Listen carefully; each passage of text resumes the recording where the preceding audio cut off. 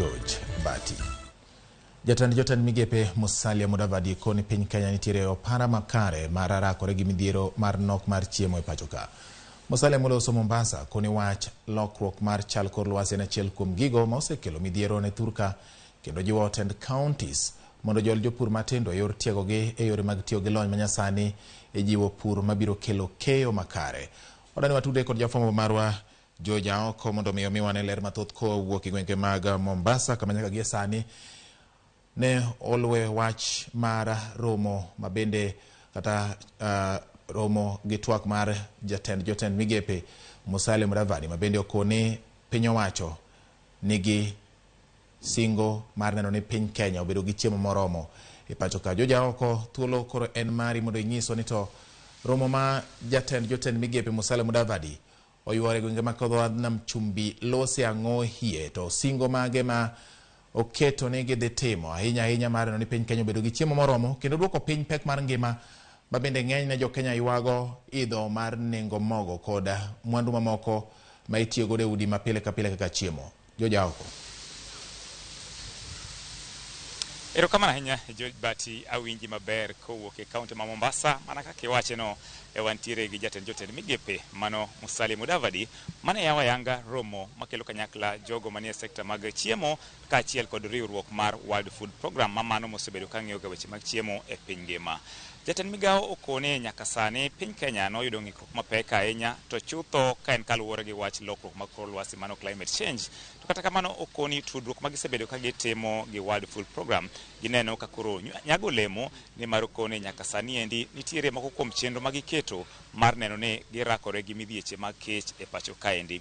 Okoni nyaka sani Kenya nitiere opara manyime kendo World Food Program osebedo okang' ma mbele mar neno ni samoro ginyiewo chiemo kuwuok e pacho kaendi to chutho ni jopur ma samoro luwo chike mowinjore mayudo chiemo mang'eny. Kama ntiere ni antiere gi achiel kuom apisas mantie e riwruok mar World Food Program. Ado man to lerno ni to romo ma kamaendi en ber mane mogeto kelo ne oganda jo Kenya. Machiegni nya jatelo. Chaka gi nyingi tinyisa ni in ng'a. Nyinga en Felix Okech. World Food Program anachung ni weche makonyo refugees kendo achung ni area mar emergencies operations in Kenya. Wang'eyo ni World Food Program osebedo ga ong'ala manyime mar rakore gi weche mag kech. Akia ni Kenya kaendi gin chenro mage mosebedo kotimo. Wasebedo gi chenro ma wanyawacho ni nitie sidienge 4.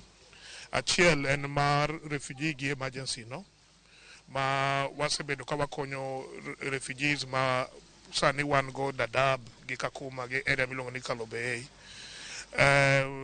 Sidenga mar achiel no kendo wang'iyo ga weche mag emergencies ma kantie chandruok moro kowuok kaka drought mosebedo kantie to wariwre gi government wang'iyo ni ere kama affected the worst to wa provide support no. Mano sidenga achiel. Mar ariyo en area ma wang'iyo ga go resilience.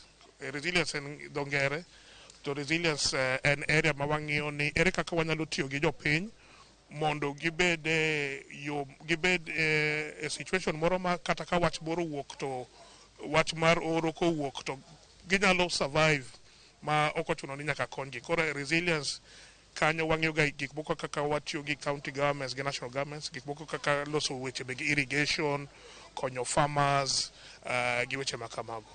Mar adek en ga area ma waluongo ni capacity strengthening.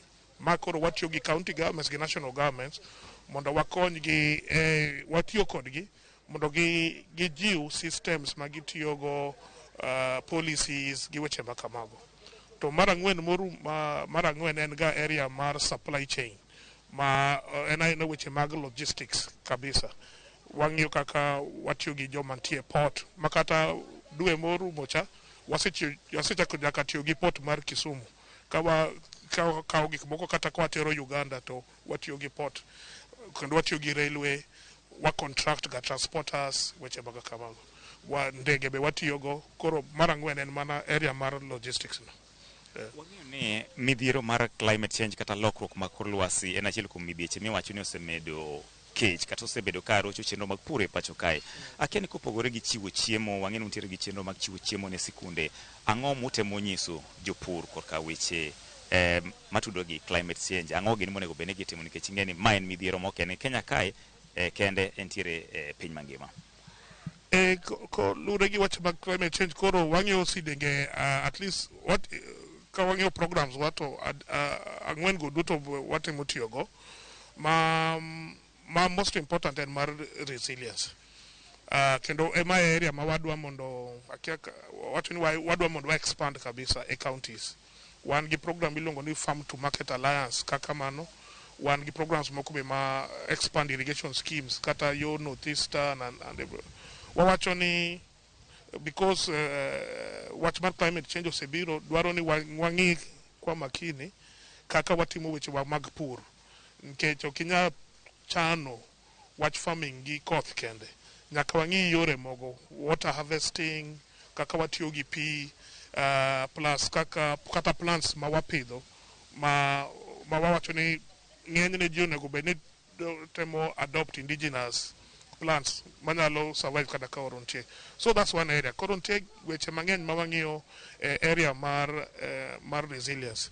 To ka wang'iyo wach mar emergencies, be wacho ni ok wadwa ni wakel chiemo ma oko.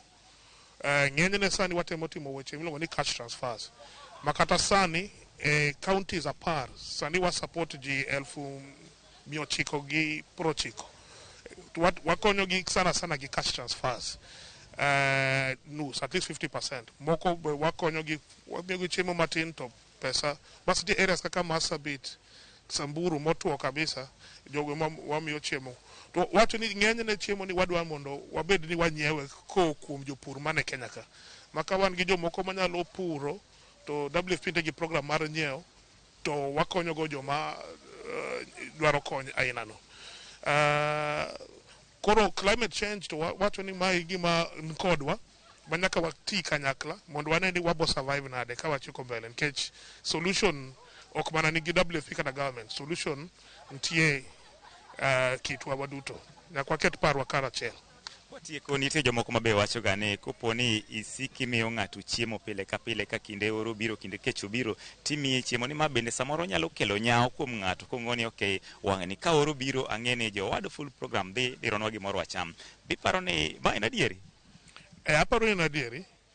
En adieri gomiyo kaka ng'ama ochung' ne emergency. Wacho ni emergency operation ok en gima watimo long term. Onego bed gimoro ma watimo 3 months 6 months maximum. To gima watemo timo ni sama watimo wach mar emergency watemo konyo ng'ato to nitie program waluongo ni recovery phase makoro wachako ng'isi ni area midake ni ere gima inyalo timo mondo jiwi mondo yud chiemo kin. Post recovery wadonje wach mar resilience makoro wacho ni in koro in gi nyalo ma onge tiende mondo omi kony gi weche mag chiemo. To kata en identifying joma dwaro mondo okony, wan gi a very thorough method mar ng'iyo ni ng'ani ema dwaro kony, ng'ani ema dwaro kony. To kendo ka wan yudo ng'at ma en saka dwaro kony, to mano koro kama koro wariwrega gi sirkal. Mondo wacho ng'ama dwaro social protection. Mondo sirkal boyud kaka nyalo konye mondo odhi mbele. Erokamano ahinya. Asante sana. Mana kaka iwinjo janeno mar Ramogi, mano achiel kuom apisas manie riwruok mar World Food Program manie romo ma kawuono dhi nyime e kaunti ma Mombasa kae, kata mana leronwa moko kuom chenro ma giketo mar neno ni japiny yudo resruok to chutho korka weche mag chiemo. Wabro medo lero ne janeno mar Ramogi TV matut kaluwore gi romoni madhi nyime e kaunti ma Mombasa kae. Ni Ramogi TV, nyinga en George Aoko. Erokamano nyo Jaoko kuom lipota manimba kowuok e gwenge makadho nam chumbi kuom okenge ma iketo mar neno ni piny Kenya orakore kod lokruok chal kor lwasi, ng'ado rieko ne oganda jo Kenya yore mag pur kod neno ni giketo okenge mag jiwo bedo mar chiemo moromo e pacho kaka achiel kod okenge mamoko mag rito ratiro mag oganda ahinya jogo ma samoro nitiere kod midhiero bang' tulo kata lweny darogi e miechgi kata e pinjegi. Erokamano nya jo Jaoko, wabro tudre kodi kendo bang'e kilosonwa lipodno kendo ibro miwago e yo makare. Ora ni koro wawuga ne gwenge makadho